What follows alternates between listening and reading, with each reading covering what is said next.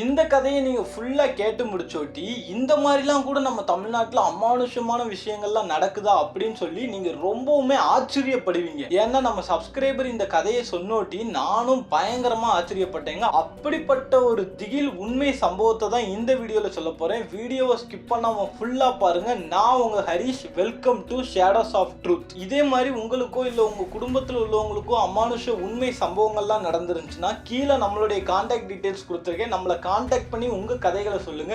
அதையும் நம்ம வீடியோல வந்து போட்டுடலாம். போன வீடியோக்கான ஷூட் அவுட் யாரெல்லாம் சொல்லிட்டு நான் இதுல வந்து காட்டுறேன். இவங்க எல்லாரும் தான் போன வீடியோக்கு நம்மளுக்கு கமெண்ட் பண்ணியிருக்காங்க. ரொம்பவுமே ஆதரவு தெரிவிச்சுட்டு வரீங்க. ரொம்பவுமே நன்றி. இதே மாதிரி ஆதரவு எப்பவுமே உங்ககிட்ட இருந்து எதிர்பார்க்கிறேன். வாங்க அந்த திகில் உண்மை சம்பவத்துக்குள்ள போகலாம். வருடம் 2023. இந்த சம்பவம் ஆக்சுவலா எங்க நடக்குதுன்னா பொள்ளாச்சி மாவட்டத்துல தான் நடக்குது. ஆனா இந்த கதை ஆரம்பிக்கிற இடம் மதுரை. மதுரையில சங்கர் அப்படிங்கிறவர் அவர் குடும்பத்தோட வசிச்சுட்டு வராரு. யாரெல்லாம் அவங்க குடும்பத்துல அப்படின்னு பாத்தீங்கன்னா சங்கரோட மனைவி, அவங்களுடைய பேரு ஜானகி. அவங்களுக்கு ஒரு 2 வயசு சின்ன குழந்தை. அது போக சங்கருடைய அப்பா அம்மா. இந்த மாதிரி ஒரு கூட்டு குடும்பமாவ தான் அவங்க வந்து மதுரையில வாழ்ந்துட்டு வராங்க. சங்கர் என்ன வேலை பார்க்கறாரு அப்படின்னு கேட்டீங்கன்னா சங்கர் வந்து இபி ஆபீஸ்ல வந்து ஒர்க் பண்ணிட்டு இருக்காரு. ஸோ அது ஒரு கவர்மெண்ட் ஜாப் அப்படித்தானே. அதனால என்ன ஆகுது அப்படின்னா பொள்ளாச்சிக்கு அவருக்கு டிரான்ஸ்ஃபர் கிடைச்சிருக்கு. ஸோ இதனால தான் இந்த கதையானது பொள்ளாச்சியில் நடந்துச்சு அப்படின்னு சொல்லிட்டு நான் ஸ்டார்டிங்கில் சொன்னதுக்கு காரணம். ஸோ இவங்க எல்லாரும் குடும்பத்தோட பொள்ளாச்சிக்கு மூவ் பண்ணலாம் அப்படின்னு சொல்லிட்டு பிளான் போடுறாங்க. ஆனால் சங்கருக்கு அங்கே ஆல்ரெடி ஒரு கோட்ரஸ் ஒதுக்கிடுறாங்க. அந்த கோட்ரஸ் வந்து இவங்க குடும்பத்தோட வசிக்கிறதுக்கு போதுமான வசதிகள் இல்லை. ஸோ என்ன பண்ணுறாங்க, அவர் வேலை செய்கிற இடத்துக்கிட்டே ஒரு நல்ல ஒரு வீடு தேட ஆரம்பிக்கிறாங்க. வீடு தேட போய் ஒரு வீடும் கிடச்சிட்டு, ரொம்ப பெரிய பங்களா ரேஞ்சுக்கான வீடும் கிடையாது, ரொம்ப சின்ன வீடும் கிடையாது, ஓரளவு ஒரு மீடியமான நல்ல வீடுங்க. அந்த வீட்டுக்கு குடும்பத்தோட வந்து குடி போகிறாங்க. குடி போய் கொஞ்ச நாள் அப்படி போகும். பொதுவாகவே சங்கருக்கு வந்து அமானுஷத்துக்கு மேலேயும் ஆன்மீகத்துக்கு மேலேயும் சுத்தமாகவே நம்பிக்கை கிடையாதுங்க. ஆனால் அவங்க குடும்பத்தில் உள்ள அவங்க அப்பாவாக இருக்கட்டும், அம்மாவாக இருக்கட்டும், மனைவியாக இருக்கட்டும், அப்படி கிடையவே கிடையாது. அவங்க எல்லாரும் செவ்வாய் வெள்ளியானா கோயிலுக்கு போகிறதா இருக்கட்டும், நல்ல நாளைகளுக்கு விரதம் இருக்கிறதா இருக்கட்டும், வீட்டில் வந்து அழகாக சாமி கும்பிட்றதா இருக்கட்டும், இந்த மாதிரி வழக்கங்களை கொண்டவங்க. ஆனால் நம்ம சங்கருக்கு வந்து அதில் பெரிதளவும் விருப்பமே கிடையாது. ஸோ என்ன ஆகுது, இந்த புது வீட்டில் வந்து சாமி கும்பிட்றாங்க. ஆனால் அவங்க அம்மாவுக்கு வந்து ஏதோ ஒரு தப்பாக இருக்கிற மாதிரியே தோணுது. தப்பாக மீன்ஸ் அமானுஷ்யம் அந்த மாதிரிலாம் அவங்க ஸ்டார்டிங்கில் நினைக்கல. எப்படி யோசிச்சாங்கன்னா, மனசில் ஒரு முழுமை இல்லாத மாதிரி, எவ்வளோதான் சாமி கும்பிட்டாலுமே ஒரு நிறைவு இல்லாத மாதிரியே அவங்களுக்கு ஃபீல் ஆயிருக்கு. ஸோ இதனால என்ன பண்ணுறாங்க அப்படின்னா, அவங்க குடும்பத்தில் உள்ள எல்லாரையும் கூப்பிட்டு நம்ம இந்த வீட்டை நம்மளே சுத்தம் பண்ணுவோம். எனக்கு என்னமோ ஒரு மாதிரி இருக்குது இந்த வீடு, நம்மளே இந்த வீட்டை நீட்டாக தூய்மையாக சுத்தம் பண்ணிவிட்டு அதுக்கப்புறம் சாமி கும்பிடுவோம் அப்படின்னு சொல்லிட்டாங்க. ஸோ சங்கருக்கு வந்து இந்த சாமி கும்பிட்றதுல தான் பெரிய அளவுக்கு இன்ட்ரெஸ்ட் இல்லை. ஆனால் அம்மா பேச்ச மீற முடியாதுல்ல. அம்மா சண்டே எனக்கு லீவு தான், ஸோ நம்ம சண்டே இந்த வேலையை பார்ப்போம் அப்படின்னு சொல்லிட்டு சொல்கிறாங்க. சண்டேவும் வருது. குடும்பத்தோடு சேர்ந்து வீட்டை சுத்தம் பண்ணுறாங்க. அப்போ தான் தெரியுது வீடு ஃபுல்லாக ரொம்பவுமே பயங்கரமான டஸ்ட்டு. ஏன்னா ஆல்ரெடி இவங்க குடி போகிறதுக்கு முன்னாடி ஆட்களை விட்டு சுத்தம் பண்ணாங்க. அவங்க வந்து காசுக்காக பெரிய லெவலுக்கு சுத்தம் பண்ணாமல் சும்மா மேல்டாப்பில் அப்படி இப்படி சுத்தம் பண்ணி முடிச்சிட்டாங்களே தவிர வீட்டில் அவ்வளோ டஸ்ட்டு. இவங்க தாங்க எல்லாத்தையும் சுத்தம் பண்ணுறாங்க. அப்போ என்ன தெரியுமா பண்ணுறாங்க, சுத்தம் பண்ணது எல்லாத்தையும் கொண்டு வந்து பின்னாடி எரிச்சிக்கிட்டே இருக்காங்க. அந்த வேஸ்ட்டு டஸ்ட்டு கொஞ்சம் கொஞ்சம் ஏதாவது பொருட்கள்லாம் இருந்துச்சுன்னா அப்படி எரிச்சிக்கிட்டே இருக்காங்க. அப்போ தான் என்ன ஆகுது அப்படின்னா, ஸ்லாப் ஒன்று கண்ணில் படுது. ஸ்லாப்னா எப்படின்னா, இந்த வீட்டுக்கு மேலெல்லாம் வந்து கதவு மாதிரி வச்சு பொருட்கள்லாம் வச்சுருப்பாங்க பாருங்கள், அதான் ஸ்லாப்பு. அது வந்து கண்ணில் படுது. ஸோ இந்த ஸ்லாப்புக்கு மேலே ஏறி என்ன இருக்குது என்ன ஏதுன்னு சொல்லி அவங்க அம்மா பார்க்க சொல்கிறாங்க. சங்கரும் ஸ்லாப்புக்கு மேலே ஏறுறாரு. சங்கர் ஸ்லாப்புக்கு மேலே ஏறினோட்டி பார்த்தா அங்கே பழைய பாத்திரங்கள், பெட்டி, துணிகள் அப்படின்னு ஏகப்பட்டது இருக்குது. அப்போ தான் தெரியுது இங்கே ஆல்ரெடி குடியிருந்தவங்க இதெல்லாம் விட்டுட்டு போயிட்டாங்க அப்படின்னு தெரியுது. ஸோ இதையும் எரிச்சிருவோம் அப்படின்னு சொல்லிட்டு எல்லாத்தையும் எடுத்துகிட்டு வராங்க. எடுத்துகிட்டு வந்து எரிச்சிட்டாங்க. எரிச்சதுக்கப்புறம் வேறு ஏதாவது இருக்கான்னு எதுக்கும் ஒரு பாத்துரு அப்படின்னு சொல்லிட்டு சங்கர்கிட்ட சொல்லும்போது சங்கரோட ஒய்ஃப் இருந்துட்டு இல்லத்தான் நான் போய் பார்க்குறேன்னு சொல்லிட்டு உள்ளே போய் பார்க்குறாங்க. பார்க்கும்போது ஒரு ஃபோட்டோ ஒன்று அவங்களுக்கு கிடைக்கிது. அதாவது என்னன்னா, ரொம்ப பெரிய சைஸ் ஃபோட்டோலாம் கிடையாது, நம்ம சும்மா லேமினேஷனே பண்ணாமல் அந்த ஃபோட்டோ மாதிரி இருக்கும் தெரியுமா, அந்த ஃபோட்டோவில் யார் இருக்கான்னா ஒரு பொண்ணு, அவள் கையில் ஒரு சின்ன குழந்தை. இந்த ஒரு ஃபோட்டோ கிடைக்கிது. அப்போ இது ஆல்ரெடி குடி இருந்தவங்களோட ஃபோட்டோவாக இருக்கலாம். அவங்க தான் இப்போ போயிட்டாங்கல்ல, ஃபோட்டோ ஏதோ வச்சுட்டு போயிட்டாங்க போல். இந்த ஃபோட்டோ எதுக்கு நம்மளுக்கும் தேவைப்படாது, அவங்களும் யார் என்னன்னு நம்ம கண்டுபிடிக்கவும் முடியாதுன்னு சொல்லிட்டு இந்த ஃபோட்டோவை எரிச்சிட்டாங்க. ஆனால் அப்போ வரைக்கும் தெரியாது இந்த ஃபோட்டோவை எரிச்சனால தான் இவ்வளோ பெரிய சம்பவத்துக்குள்ளே இந்த குடும்பம் மாட்ட போகுது அப்படிங்கிறது. ஸோ இதுக்கப்புறம் என்ன பண்ண போகிறாங்க, வீட்டையும் நீட்டாக சுத்தம் பண்ணியாச்சு, சாமி கும்பிடலாம் அப்படின்னு சொல்லிட்டு சாமி கும்பிட்றாங்க.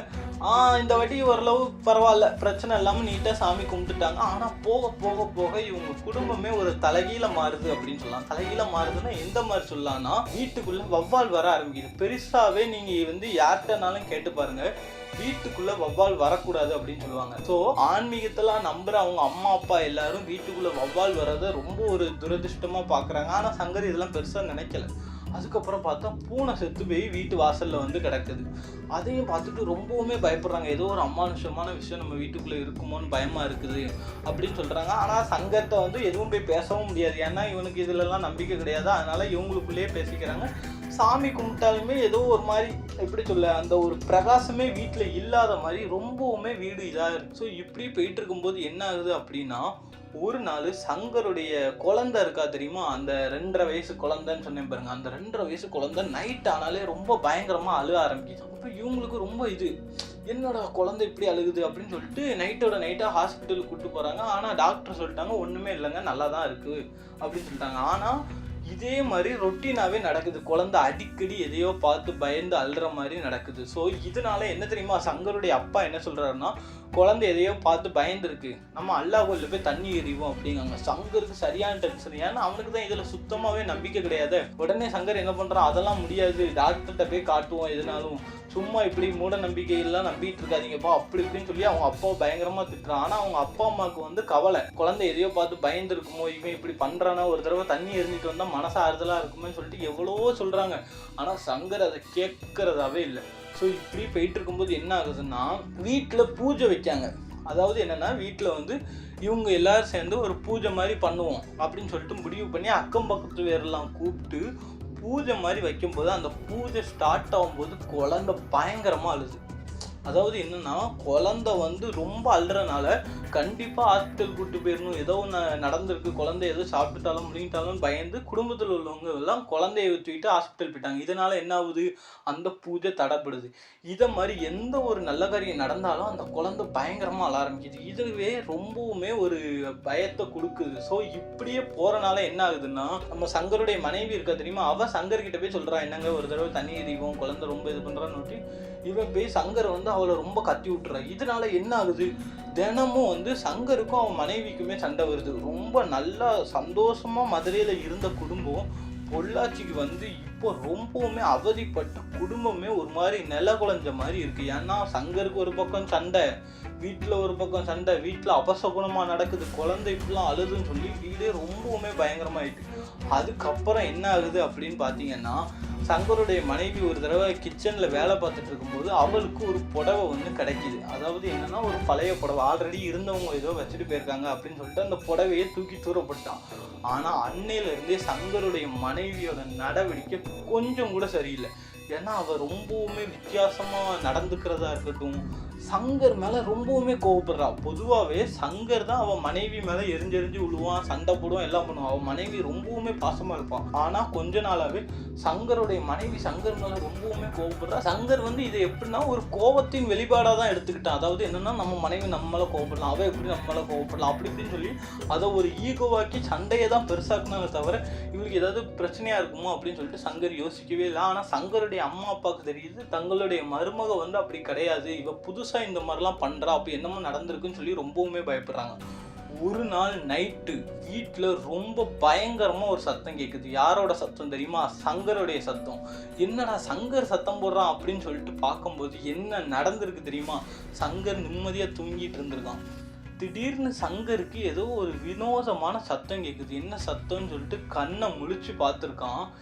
இந்த இடத்துல தான் என்ன நடந்திருக்கு தெரியுமா, இத்தனை நாள் அமானுஷ்யம், திகிலு, ஆன்மீகம் எதையுமே நம்பாத சங்கர் இது எல்லாத்தையும் நம்ப போற சங்கரா மாறுற தருணம். என்னாச்சு தெரியுமா, கண்ணை திறந்து பார்க்குறான்.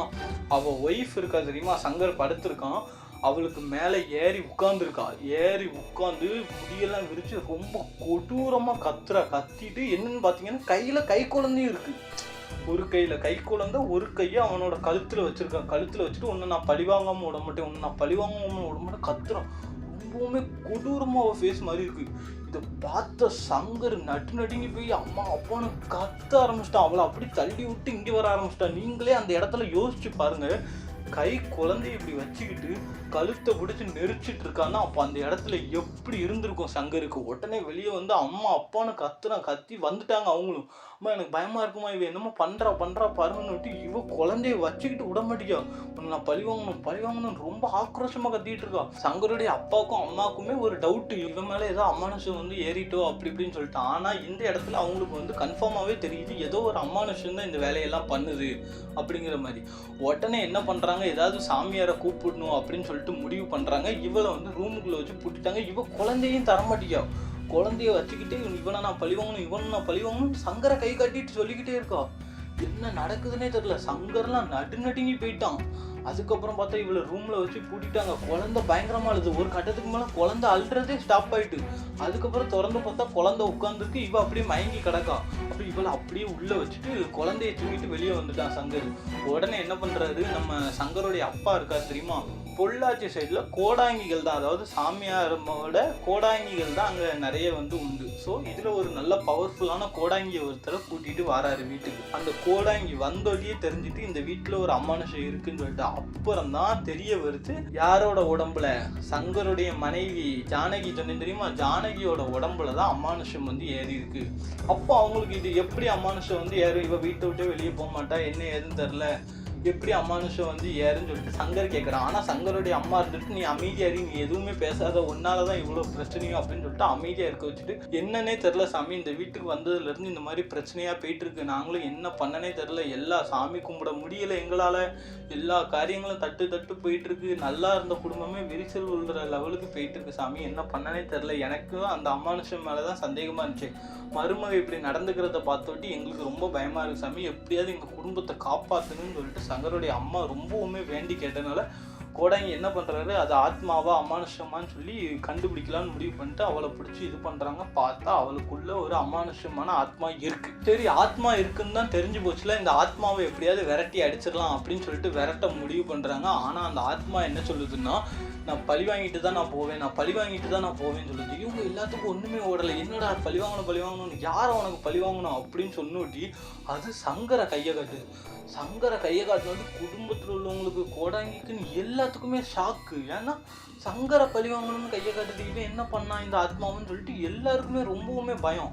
அதுக்கப்புறம் தான் இந்த ஆத்மா யாரு என்ன ஏதுன்னு கோடாங்கி தெரிஞ்சுக்க விரும்புறாரு. நீ உனக்கு என்ன நடந்துச்சுன்னு சொல்லு, அப்போதான் இவனை பழி வாங்க முடியும் அப்படின்னு சொல்லும் போது தான் அந்த ஆத்மா தனக்கு நடந்ததை சொல்லுது. என்னன்னா, அந்த ஆத்மா வந்து ஒரு பொண்ணு, அந்த பொண்ணு வந்து ஒரு நல்ல ஃபேமிலியை சேர்ந்த பொண்ணு, அதாவது நல்லா பணக்காரங்க அவங்க ஃபேமிலி.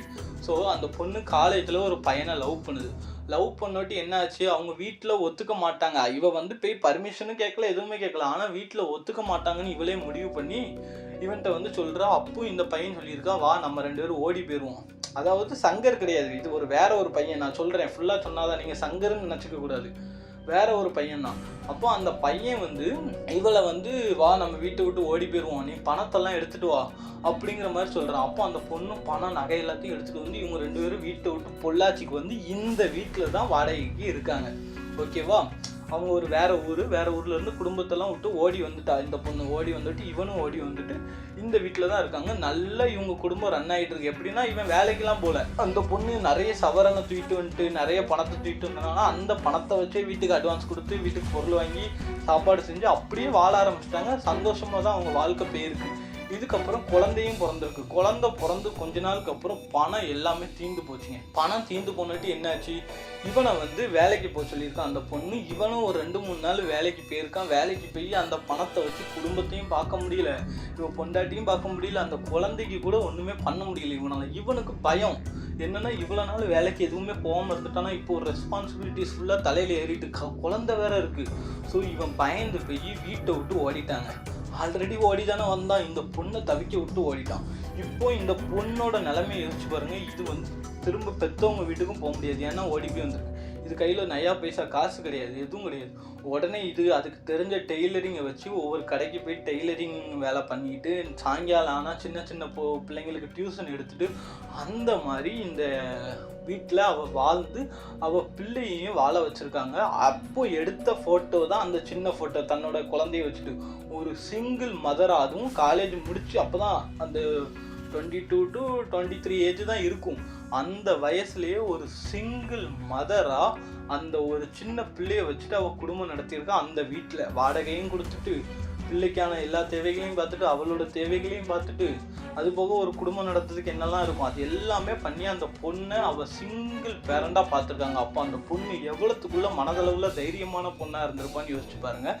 அந்த பொண்ணு ஒரு நாள் என்ன ஆயிருக்கு, அவங்க வீட்டில இருந்து கூப்பிட்டுருக்காங்க, ஏம்மா நீ இந்த மாதிரி கஷ்டப்படுற, ஏன்னா இந்த பொண்ணு வந்து வீட்டில் பேச ஆரம்பிச்சிட்டேன், இந்த மாதிரி எனக்கு ஆயிட்டு பண்ணு, சரி நீ பிள்ளையை தூக்கிட்டு வா. ஆனால் என்ன மாதிரினா இவளுக்கு வந்து வீட்டில் போய் இருக்க ஒரு இது தயக்கமும் ஒரு எப்படி சொல்ல ஒரு குற்ற உணர்ச்சி.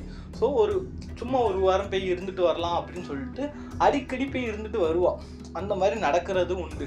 ஸோ அடிக்கடி வீட்டுக்கு போவோம். ஆனால் அவங்க அம்மா அப்பாலாம் சொல்லுவாங்க, நீ அம்மா இவ்வளோ கஷ்டப்படுற, நீ வந்திருந்தா அந்த பொண்ணுக்கு ஒரு பிடிவாதம், நம்ம அப்பா அம்மா தயவுல இருக்க வேண்டாம், நம்ம தானே இந்த முடிவு எடுத்துகிட்டு வந்தோம், நம்ம பிள்ளையை நம்ம பார்த்துக்கலாம் சொல்லி ஒரு பிடிவாதத்தில் நான் இப்படி தான் இருப்பேன் அப்படின்னு சொல்லிட்டு இது. ஆனால் அப்பா அம்மா கிட்ட போவோம், ஊரில் ஃபங்க்ஷன்னா போவோம். ஆனால் குடும்பத்தில் பெருசாக இவளை ஏற்றுக்க மாட்டாங்க. ஆனால் இவள் வீட்டில் வந்து இவளை ஏற்றுப்பாங்க. ஊருக்கு போயிட்டு வருவாள். ஒரு நாள் இப்படி தான் ஊருக்கு போயிட்டு வரும்போது நைட்டு வரும்போது ஆக்சிடெண்ட் ஆகிட்டுங்க. ஆக்சிடெண்ட்டில் ஸ்பாட் அவுட். அந்த ஒரு பொண்ணும் அவுட்டு, அந்த சின்ன குழந்தையும் அவுட்டு, ஸ்பாட் அவுட். அப்போ யோசிச்சு பாருங்க, இப்போ அந்த பொண்ணு ஆத்மாவா அந்த வீட்டில் இருக்கு. ஸோ இந்த ஃபோட்டோவெல்லாம் எரிச்சொட்டி அந்த ஆத்மா உக்கிரமாகி தான் இந்த வீட்டை வந்து இந்த லெவலுக்கு இந்த குடும்பத்தை பழி வாங்கியிருக்கு. அந்த பொண்ணுக்கு இப்போ இருக்கிறது ஒரே ஒரு வெறிதாங்க, தன்னுடைய குடும்பத்தை பிரிச்சது, தன்னுடைய காதலை வச்சு ஏமாத்துனது, ஒரு பச்சிளம் குழந்தையோட வாழ்க்கையை அழிச்சதுன்னு சொல்லிட்டு அந்த லவ் பண்ணி ஓடி போனான் பாருங்க, அந்த பையனை பழி வாங்கணும் தாங்க இது. ஏன்னா கொஞ்சமாவது யோசிச்சு பாருங்களேன், இது ஆத்மா தாங்க, நான் வேற எதுவுமே சொல்லலை, இது வந்து ஆத்மா தான். ஆனாலும் சிங்கிள் பேரண்டா அதோட குழந்தைய என்ன லெவலுக்கு இது கொண்டு வந்திருக்கா. ஒரு குழந்தையும் லவ் பண்ண பொண்ணையும் பார்க்க தெரியாது, இவம்லாம் ஒரு ஆம்பளையா, இவம்லாம் என்ன பிறவினே தெரில, அவன்லாம் கையில் கிடச்சா நானே கொன்றுவேன், அந்த லெவலுக்கு நான்லாம் வெறியாயிட்டேன். இந்த கதையை கேட்கும்போது எனக்கு அந்த லெவலுக்கு ஃபீல் பண்ணிட்டேங்க. ஏன்னா அந்த பொண்ணோட நிலைமையை யோசிச்சு பாருங்களேன் நீங்கள், அந்த லெவலுக்கு அந்த பொண்ணு கஷ்டப்பட்டுருக்காங்க. ஆனால் அதுக்கு வந்த நிலைமையை பாருங்கள், ஆக்சிடெண்ட்டில் இறந்துட்டா. இல்லைன்னா அந்த பொண்ணு இந்நேரம் உண்மையாக ஒரு நல்ல நிலைமையில் இருந்திருப்பாங்க என்னை பொறுத்தளவு கேட்டிங்கன்னா. அதுக்கப்புறம் என்னாச்சு, இந்த மாதிரி அந்த ஆத்மா இது பண்ணி அந்த ஆத்மா வந்து அந்த கணவன் தான் அந்த ஓடி போனான் பாருங்க, அவன் தான் சங்கருன்னு நினச்சிட்டு சங்கரை பழி வாங்கணுங்குது. உடனே சங்கருடைய அம்மா என்ன சொல்கிறாங்கன்னா சாமிக்கிட்ட, சாமி இந்த மாதிரி அந்த பொண்ணு பழி வாங்கணும்லாம் சொல்லுது, நாங்கள் குடும்பத்தோடு நிம்மதியாக இருக்கோம், என் மருமக பாவம், நாங்கள் இந்த வீட்டையே விட்டுனாலும் நாங்கள் போயிருந்தோம், தயவு செஞ்சு இந்த ஆத்மாவை ஏதாவது இது பண்ணுங்க சாமின்னு ஓட்டி. அதுக்கப்புறம் அந்த கோடாங்கி பெய்ய இந்த பொண்ணுக்கிட்ட பேசுகிறாங்க, இந்த மாதிரி நீ தயவு செஞ்சு பேர் இவங்க குடும்பத்தை பழி வாங்காத, இவங்க குடும்பம் ஒன்று என்ன பண்ணுச்சு அப்படி இப்படின்னு சொல்லிட்டு அந்த பொண்ணு கேட்குற மாதிரியே இல்லை. இப்போ தான் சங்கர் வாரான், அவன் பொண்டாட்டியை மதிக்காமல் சண்டை போட்டுக்கிட்டு ஈகோ பார்த்துட்டு இருக்க சங்கர் வந்து அந்த பொண்ணு காலில் விழுந்து, அம்மா நீ சொல்கிறதெல்லாம் கேட்கும்போது எனக்கு அவ்வளோ கஷ்டமாக இருக்குது, நீ அவ்வளோ கஷ்டப்பட்டுருக்க, ஒன்று அந்தளவுக்கு பண்ணவே சத்தியமாக நல்லாவே இருக்க மாட்டான், ஆனால் இதுக்காக என் பொண்டாட்டியை நீ தண்டிக்காத, அந்த பச்சை குழந்தைய பாரு, அந்த குழந்தையும் என் பொண்டாட்டியும் தான் எனக்கு உலகமே, அவளை நான் இது வரைக்கும் நல்லா பார்த்துக்கிட்டது கிடையாது, அடிக்கடி சண்டை போட்டிருக்கேன், குறையாக தான் சொல்லியிருக்கேன், நான் இது வரைக்கும் எதுவுமே அவளுக்கு நல்லது பண்ண கிடையாது, ஆனால் உன் கதையை கேட்டு இனிமேலேருந்து அவளை நான் நல்லா பார்த்துப்பேன், என் பொண்டாட்டி பிள்ளைங்களை இனிமேல் நான் நல்லா பார்த்துப்பேன், அவளுக்கான ஃப்ரீடம் நான் கொடுப்பேன், அவளுக்கான ஈக்குவாலிட்டி நான் கொடுப்பேன், என்னை தயவு செஞ்சு மன்னிச்சிடு, நீ இந்த மாதிரி பண்ணுறது என் குடும்பத்தையே பாதிக்குது, தயவு செஞ்சு போயிருன்னு சொன்னோட்டி அதுக்கப்புறம் அந்த ஆத்மா அந்த குழந்தையை பார்த்து மனசு இறங்கி அந்த வீட்டை விட்டு போச்சு. அதுக்கப்புறம் சங்கர் என்ன தெரியுமா முடிவு பண்ணா, இனிமேல் நம்ம இந்த வீட்டில் தான் இருக்கணும் அப்படின்னு சொல்லி முடிவு பண்ணி அதே வீட்டில் தான் இப்போ வரைக்குமே அவங்க குடும்பத்தோடு இருக்காங்க. அதுலேருந்து சங்கர், அதாவது அமானுஷம், திகிலு, ஆன்மீகம் எதையுமே நம்பாத சங்கர் அதுலேருந்து ஆத்மாவையும் சரி ஆன்மீகத்தையும் சரி ரொம்பவுமே நம்பி அடிக்கடி கோயில் போகிறதா இருக்கட்டும், பொண்டாட்டி பிள்ளைங்களுக்கு டைம் ஸ்பெண்ட் பண்ணுறதா இருக்கட்டும், அவன் மனைவி மேலே ரொம்ப அக்கறையும் பாசமும் காட்டுறதா இருக்கட்டும், இந்த மாதிரி டோட்டலாகவே மாறிட்டான். நீங்கள் இந்த கதையை பற்றி என்ன நினைக்கிறீங்க? எனக்கு இந்த கதையில் அவர் சொல்லும்போது ரொம்ப ஃபீலான இடம் என்னென்னா, அந்த சிங்கிள் பேரண்டாக அவள் எவ்வளோ கஷ்டப்பட்டா பார்த்தீங்களா, அந்த ஒரு விஷயம் தாங்க. அது போக ரொம்பவுமே திகில் அமானுஷமாக இருந்ததுன்னா அந்த இடம் தாங்க. கையில் வச்சுக்கிட்டு கழுத்தை நெரிக்கும் போது எப்படி இருந்திருக்கும் யோசிச்சு பாருங்கள். ஸோ உங்களுடைய கருத்து இந்த கதையை பற்றி என்ன நீங்கள் நினைக்கிறீங்க அப்படின்றத கமெண்ட் பாக்ஸில் சொல்லுங்கள். இதே மாதிரி இன்னொரு திகில் அமானுஷ கதையில் உங்களை வந்து சந்திக்கிறேன். இதே மாதிரி உங்கள்கிட்டையும் திகில் அமானுஷ உண்மை சம்பவங்கள் இருந்துச்சுன்னா நம்ம கான்டாக்ட் டீட்டெயில்ஸ் கீழே கொடுத்துருக்கேன், வந்து கான்டாக்ட் பண்ணி என்கிட்ட சொல்லுங்கள், அதையும் நம்ம கதைகளில் சொல்லுவோம். அதுபோக கமெண்ட் பண்ணுங்கள், அதான் நெக்ஸ்ட் வீடியோவில் நம்ம ஷூட் அவுட்டாக காட்டலாம், ஓகேவா? ஸோ இன்னொரு ஒரு திகில் அமானுஷ உண்மை சம்பவத்தில் உங்களை வந்து சந்திக்கிறேன். அதுவரை உங்களிடமிருந்து விடைபெறுகிறேன். வணக்கம்.